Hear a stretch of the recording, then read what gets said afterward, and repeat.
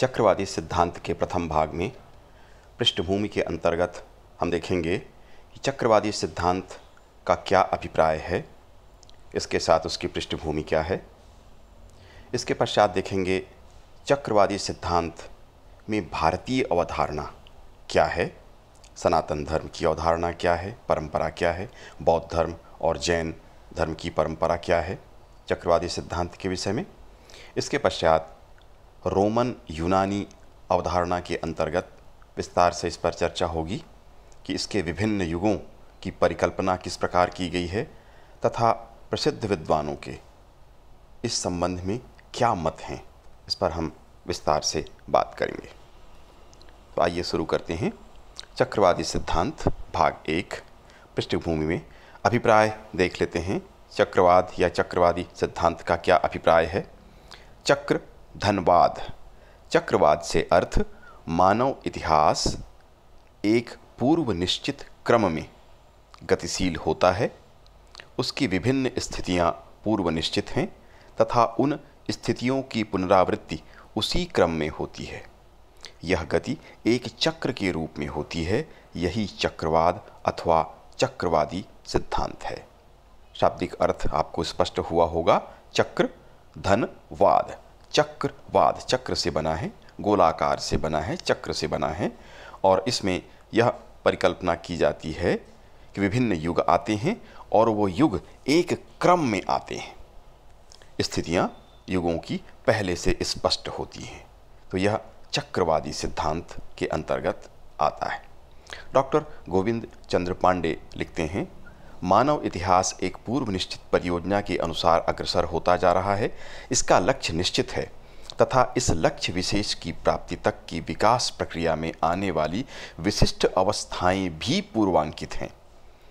इस प्रकार की अवधारणा में स्पष्टतः मानव इतिहास के विगत अतीत तथा अनागत भविष्य के विषय में एक परिकल्पनात्मक चित्र के निर्माण की अभिरुचि विद्यमान दिखाई पड़ती है।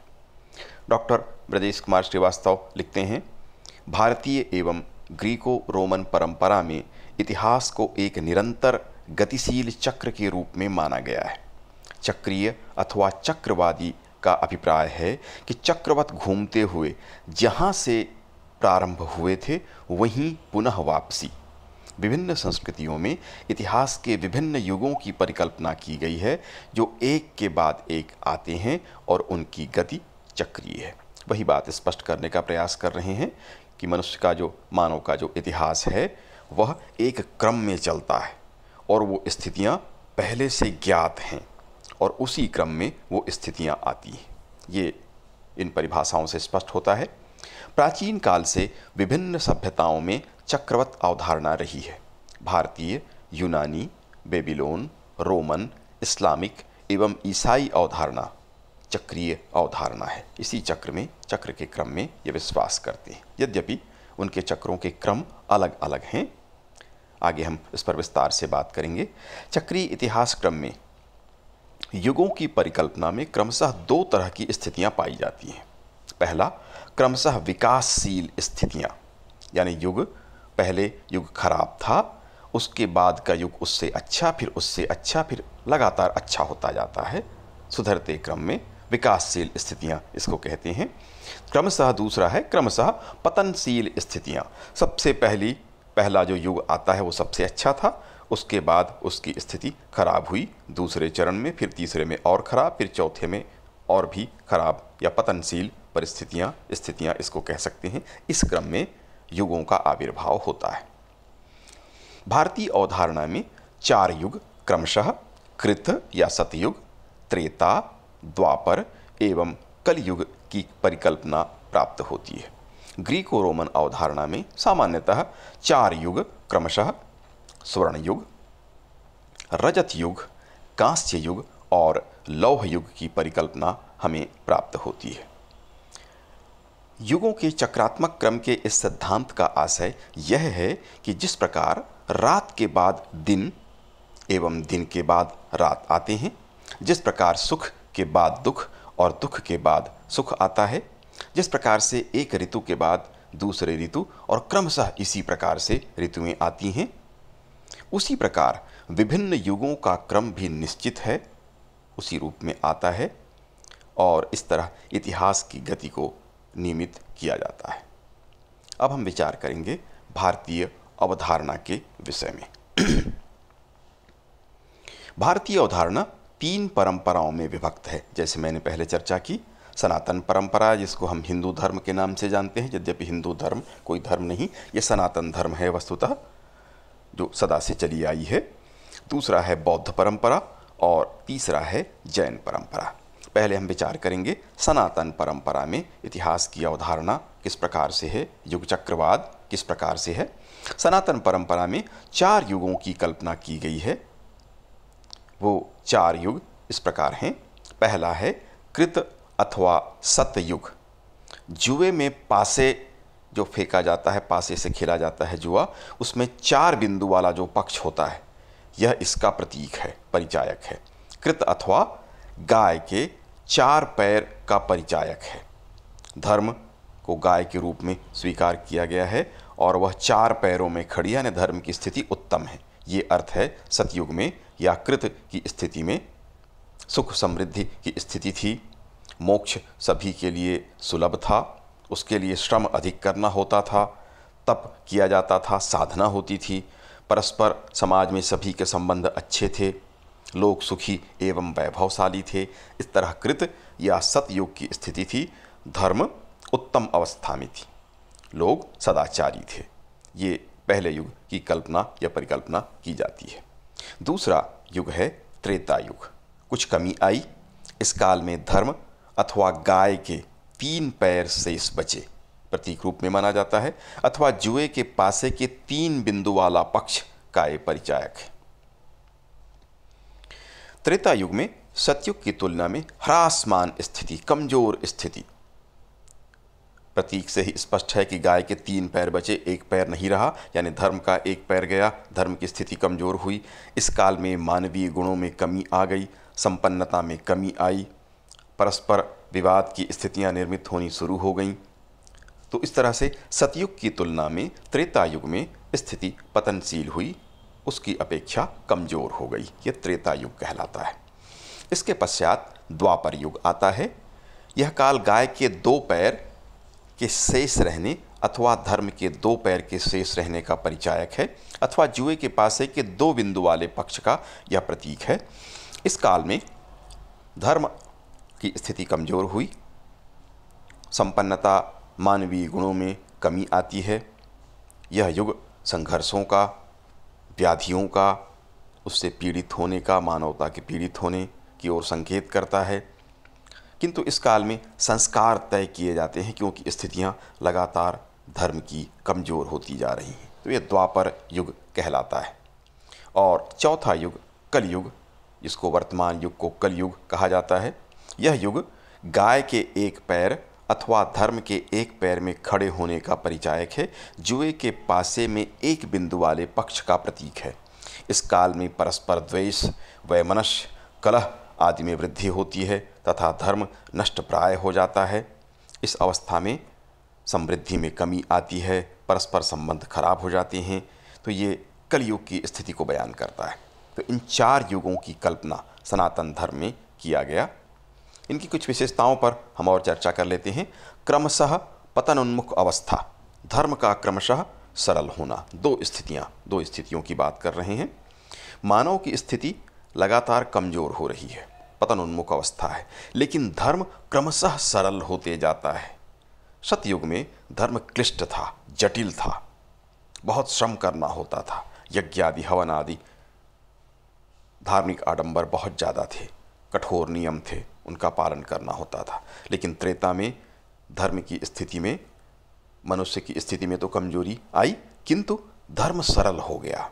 उसके बाद द्वापर में और भी धर्म सरल हुआ और कलयुग के आते आते यह अत्यंत सरल स्वरूप इसका हो गया। धर्म की स्थिति बहुत सरल रूप में आती है। गोस्वामी तुलसीदास जी के ने जो लिखा है उससे स्पष्ट हो जाता है, कलयुग योग यज्ञ नहीं ज्ञाना, एक आधार राम गुण गाना। योग और यज्ञ की आवश्यकता नहीं है, केवल राम गुण गाने से, स्मरण करने से ही काम चल जाएगा। तो धर्म सरल होता जाता है, ये इसकी विशेषता है। दूसरा, सृष्टि के अंत की भी परिकल्पना की गई। 4 युग मिलकर एक महायुग का निर्माण करते हैं, कई महायुग मिलकर एक कल्प का, और एक कल्प के पश्चात सृष्टि के अंत की परिकल्पना की जाती है। अवतारवाद, युग चक्रवाद की परिकल्पना में अवतारवाद भी शामिल है। त्रेता युग में राम का जन्म अवतार के रूप में स्वीकार किया जाता है। द्वापर युग में कृष्ण का जन्म अवतार के रूप में स्वीकार किया जाता है। कलयुग में भी अवतार की परिकल्पना, कल की अवतार की कल्पना की गई है। जब समाज में अधर्म बढ़ जाता है, दुराचार बढ़ जाता है, ऐसी अवस्था में अवतार का जन्म होता है ताकि सज्जनों की रक्षा हो सके और दुष्टजनों का विनाश हो सके। गोस्वामी तुलसीदास जी ने रामचरितमानस में लिखा है, जब जब होई धर्म कै हानि, बाढ़हि असुर अधम अभिमानी, तब तब प्रभु धरि विविध शरीरा, हरहि कृपा निधि सज्जन पीरा। ये स्पष्ट इसी ओर संकेत है। भगवत गीता में भी इसका उल्लेख प्राप्त होता है, यदा यदा हि धर्मस्य ग्लानिर्भवत भारत, अभ्युत्थानं धर्मस्य तदात्मानं सृजाम्यहम्, परित्राणाय साधूनां विनाशाय च दुष्कृतां, धर्म संस्थापनार्थाय संभवामि युगे युगे। भगवान विष्णु के दशावतार हैं, भगवान शिव के भी अनेक अवतार हैं, और इन अवतारों का जन्म मानवता की रक्षा के लिए, धर्म की रक्षा के लिए और दुष्टों के विनाश के लिए होता है। ऐसी अवधारणा सनातन धर्म में हमको प्राप्त होती है। इसके पश्चात कर्मवाद का सिद्धांत भी इसके साथ जुड़ा हुआ है। भारतीय परंपरा में कर्मवाद के सिद्धांत को दृढ़तापूर्वक स्वीकार किया जाता है। जिस तरह का कर्म कोई व्यक्ति करता है, उसी के अनुरूप उसे फलों की प्राप्ति होती है तथा उसे अगला जन्म भी उसी कर्म के अनुरूप उसके परिणाम स्वरूप प्राप्त होता है, अच्छा अथवा बुरा। तुलसीदास जी ने रामचरितमानस में लिखा है, कर्म प्रधान विश्व करि राखा, जो जस करई सो तस फल चाखा। जो जैसा कर्म करेगा उसको उसी प्रकार से फल की प्राप्त होगी। इस प्रकार कर्मवाद के सिद्धांत की मूल बात कार्य कारण संबंध के ऊपर आधारित है। ये बड़ी महत्वपूर्ण बात है कि भारतीय इतिहास में प्राचीन काल से कार्य कारण संबंध को समझा गया, उसका ज्ञान भारतीयों को था, जो धर्मशास्त्रों में स्पष्ट हो जाता है। कर्मवाद का सिद्धांत कोई भी फल या रिजल्ट जो हमारे सामने आता है उसके पीछे कर्म किस प्रकार हुए, इस तरह से कार्य कारण संबंध का स्पष्ट ज्ञान भारतीयों को प्राचीन काल से था। तो ये हुआ सनातन धर्म की परंपरा के अनुसार जो अवधारणा है। इसके पश्चात हम देखते हैं बौद्ध परंपरा में 8 युगों की कल्पना की गई। 8 युग बराबर एक अंतरकप कहलाता है। युगों का क्रम कली, द्वापर, त्रेता, कृत, फिर कृत, त्रेता, द्वापर और कली। इस क्रम में 8 युग तो 4 ही हैं, किंतु 4 एक क्रम में, उसके बाद बदलकर फिर 4 युग। इस तरह से 8 युग की बात यहाँ कही गई। 20 अंतरकप बराबर एक असंख्येय कप होता है। 8 युग बराबर एक अंतरकप, 20 अंतरकप बराबर एक असंख्येय कप और 4 असंख्येय कप बराबर एक कल्प होता है। इस प्रकार बौद्ध परंपरा में भी युगों का क्रम चक्रवत स्वीकार किया जाता है। इसके पश्चात हम देखेंगे जैन परंपरा में किस प्रकार से युग चक्रवात को स्वीकार किया गया है। जैन परंपरा में 12 अर्घ की परिकल्पना की गई है, जो 2 अर्ध में विभक्त हैं। पहला खंड प्रवर्धमान अर्ध या उत्सर्पिणी, दूसरा अर्ध अथवा अवसर्पिणी। प्रत्येक खंड में, दोनों खंडों में 6 युग हैं। 6 युगों की परिकल्पना की गई। प्रथम खंड में ऊपर की ओर बढ़ते क्रम में पहली स्थिति से लेकर 6वीं स्थिति या 6 युग। इसके पश्चात दूसरे खंड में युगों का क्रम क्रमशः नीचे की ओर आते हुए 6वीं स्थिति से लेकर पहली स्थिति तक युगों की कल्पना की गई। इस तरह भारतीय परंपरा में कुछ अंतर के साथ सभी धर्मों ने, तीनों धर्मों ने, भारतीय मूल के 3 धर्म हैं, सनातन, बौद्ध और जैन, इन तीनों ने युग चक्रवात को स्वीकार किया। ये रही भारतीय अवधारणा की बात। इसके बाद हम बात करेंगे रोमन यूनानी अवधारणा के विषय में। ग्रीको रोमन युग चक्रवादी सिद्धांत मुख्य रूप से हेसियड की देन स्वीकार की जाती है। हेसियड ने धर्मशास्त्र में पर्याप्त रुचि दिखाई तथा देवताओं के जन्म और मानवों के साथ संबंध का भी उल्लेख किया। उसने धातुओं के नाम पर 4 युगों की परिकल्पना की। ये 4 युग इस प्रकार हैं। पहला स्वर्ण युग। स्वर्ण युग में इन्होंने बताया स्वर्ग में क्रोनोस का शासन था, शासक था क्रोनोस, उसने शासन किया। दूसरी स्थिति बताते हैं, मनुष्य इस युग में श्रेष्ठ आचरण करता था, अच्छा आचरण करता था, पृथ्वी से श्रेष्ठ वस्तुएं उसको प्राप्त होती थी। इस तरह स्वर्ण युग के बारे में उसने ये परिकल्पना की। दूसरा रजत युग। स्वर्ण युग के पश्चात युग आता है रजत युग। पूर्व की अपेक्षा हीन स्थिति आई, खराब स्थिति आ गई। स्वर्ण युग की तुलना में रजत युग में कमजोर स्थिति आई। इस काल में मनुष्यों में संघर्ष प्रारंभ हो गया, देव पूजा में कमी हुई और इसी के कारण विनाश की प्रक्रिया शुरू हो गई। रजत युग के पश्चात कांस्य युग आता है। शक्तिशाली अस्त्र शस्त्रों का निर्माण हुआ जो कांसे से बने होते थे। मनुष्य इस काल में दयाहीन हो गया। तीव्र संघर्ष, परस्पर युद्ध एवं विनाश की प्रक्रिया कांस्य युग में शुरू हो जाती है। इसके पश्चात आता है लौह युग। प्रारंभ में श्रेष्ठ वीर पुरुष हैं। लौह युग में एक अवरोध आता है कि श्रेष्ठ वीर पुरुषों का जन्म होता है जो ट्राय और थेबीज जैसे युद्ध में अपनी भागीदारी सुनिश्चित करते हैं। मनुष्य को इस काल में लोहे का ज्ञान था, लोहे से अस्त्र शस्त्र बनाए गए। वर्तमान लौह युग है। इस युग में श्रम और दुख का भार लगातार बढ़ेगा, ऐसा उसके द्वारा कहा गया। निरंतर पतन के क्रम में अवरोध आ जाता है। लौह युग में वीर पुरुषों का जन्म होता है। प्रत्येक युग में विशिष्ट प्रकार के व्यक्तियों का नेतृत्व या जन्म होता है। कॉलिंगवुड के द्वारा हैसियट द्वारा प्रतिपादित इस प्रकार के सिद्धांत या मत की कटु आलोचना की गई। उसने इसको अनैतिहासिक करार दिया। इस तरह इतिहास नहीं हो सकता, ये कॉलिंगवुड ने इसकी आलोचना की। इसी प्रकार हम आगे देखते हैं यूनान और रोमन के क्षेत्र में किस प्रकार से अन्य विद्वानों के मत रहे। बेबीलोनियन मत, बेबीलोन के क्षेत्र में इसमें विश्व वर्ष की कल्पना की गई। पूरे विश्व में एक विश्व वर्ष कहा गया। पूर्व ज्ञात युगों का क्रम, युग के जो क्रम हैं या वर्ष जिस प्रकार से आएंगे वो पहले से ज्ञात हैं। इस प्रकार से चक्रवत युग को बेबीलोनियन मत में भी, जो कि रोमन यूनानी मत से ही संबंधित है, मान्यता दी गई। प्लेटो का विवरण प्राप्त होता है, उनके मत की भी चर्चा करेंगे। प्लेटो ने अपने ग्रंथों एवं लेखों में रोमन यूनानी अवधारणा विषयक विस्तार से चर्चा की है। उनके अनुसार मानव अनुभव 2 विश्व वर्षों में होता है। प्रथम विश्व वर्ष विकास का और द्वितीय विश्व वर्ष पतन का। भविष्य में भी ऐसा होगा, ये भविष्यवाणी भी की गई। यह नियम सार्वभौमिक है, पूरे विश्व में लागू होगा, पूरा विश्व इसी के अनुरूप चलेगा। इस तरह चक्रवत अवधारणा को स्वीकार किया गया और स्वर्णिम युग की कल्पना भी की गई कि सभी जीव जितने अभी हैं और जितने मृत हो चुके होंगे सभी पुनः शरीर प्राप्त करेंगे और सुखपूर्वक स्वर्णिम युग में जीवन यापन करेंगे। इस तरह प्लेटो ने अपनी एक अवधारणा दी। हेरोडोटस, जिनको इतिहास का जनक भी स्वीकार किया जाता है, उन्होंने भी अपना मत रखा। इतिहास की गति ईश्वर इच्छा द्वारा नियंत्रित होती है, ये उनका मानना था। एक व्यक्ति के कार्य संपूर्ण मानव समाज को प्रभावित करते हैं, ये भी इनकी दृढ़ मान्यता थी। प्राकृतिक नियमों से इतिहास प्रभावित होता है, प्रकृति के नियम के अनुसार चलता है।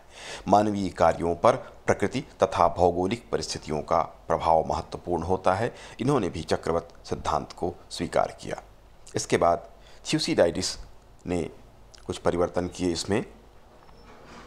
पतन का कारण, मनुष्य के पतन का कारण या राज्यों साम्राज्यों के पतन का कारण अधिक आशावादिता को उसने ठहराया या बताया। भाग्यवादिता के स्थान पर प्रबल मानव इच्छा को उसने कारक माना। भाग्यवादिता पर विश्वास नहीं किया। नियतिवाद एवं अवश्यंभाविता को भी उसने अस्वीकृत कर दिया। कोई भी घटना अवश्यंभावी नहीं है, बिल्कुल सब कुछ ऐसा ही होगा, ऐसा निश्चित नहीं है, ये उसने कहा। किंतु इतिहास की गति, उत्थान एवं पतन हेतु युग चक्रवाद की स्वीकृति इसने दी। इसने कहा कि किसी राज्य साम्राज्य या मनुष्यता का उत्थान या पतन जो होता है वह चक्रवात के अनुसार, चक्र के अनुसार ही घटित होता है, यह इसने स्वीकार किया। इतिहास का चरम लक्ष्य उसने बताया सत्यम शिवम सुंदरम, जो प्लेटो द्वारा प्रतिपादित है उसी को इसने भी स्वीकार किया। इसके बाद पोलिबियस का मत रोमन यूनानी धारणा के अंतर्गत इतिहास की अवधारणा के सार्वभौमिक स्वरूप को इसने स्वीकार किया कि जो भी इतिहास का नियम है वो सार्वभौमिक है। एक छत्र रोमन साम्राज्य का स्वप्न इसने देखा। मानवीय इच्छा एवं श्रम से ये संभव है, ये भी इसने स्वीकार किया। इतिहास के चक्रीय क्रम को इसने स्वीकृति दी कि इतिहास का चक्र क्रम से ही चलता है। प्राकृतिक नियमानुसार उत्थान विकास एवं पतन होते हैं। प्रकृति के नियम के अनुसार उत्थान विकास और पतन का क्रम आता है, ये उसने स्वीकार किया। कार्य कारण संबंध को उसने मान्यता दी। प्रत्येक घटना के कुछ संभावित और कुछ असंभावित कारण होते हैं और इसको उसने स्वीकृति दी। रोमन साम्राज्य के पतन का कारण उसने उनकी विलासिता को ठहराया था। इतिहास का अध्ययन चरित्र सुधार हेतु आवश्यक है, ये उसने बताया। लीवी का मत देखेंगे। इतिहास की अवधारणा में नैतिकता को इसने प्रधानता दी। नैतिकता को इसने महत्व प्रदान किया। इतिहास का उद्देश्य नैतिकता की शिक्षा देना उसने स्वीकार किया। समीप के अतीत की अपेक्षा सुदूर अतीत का अध्ययन आवश्यक है, ये लीवी ने बताया, क्योंकि उसमें मनुष्य की अच्छाइयाँ और बुराइयाँ स्पष्टतः दृष्टिगोचर हो जाती हैं। ये लीवी का मत था। द्वितीय शताब्दी में रोमन और यूनानी मत में जो परिवर्तन आया, जो स्थिति थी वो इस प्रकार थी। श्रद्धा एवं भावना से प्रेरित भविष्यवाणियाँ इस काल में की गईं। उनके लिए कोई तर्क, ठोस तर्क नहीं थे। श्रद्धा एवं भावना से प्रभावित होकर के इतिहास के विषय में भविष्यवाणियाँ की गईं। वर्तमान युग की समाप्ति के संकेत दिए गए कि अब वर्तमान युग समाप्त होने वाला है। महान परिवर्तन की भविष्यवाणी भी की गई कि अब महान परिवर्तन होने का समय आ गया है और इसके लिए कहा गया कि ये सारे के सारे देव कथन हैं। इस कारण इसमें किसी को कोई संशय नहीं होना चाहिए, कोई तर्क वितर्क नहीं होना चाहिए, क्योंकि यह देव कथन है। संशोधन सहित युग चक्रवात को कायम रखा गया, स्वीकार किया गया। द्वितीय शताब्दी में भी रोमन यूनानी मत में युग चक्रवात को स्वीकृति प्रदान की गई।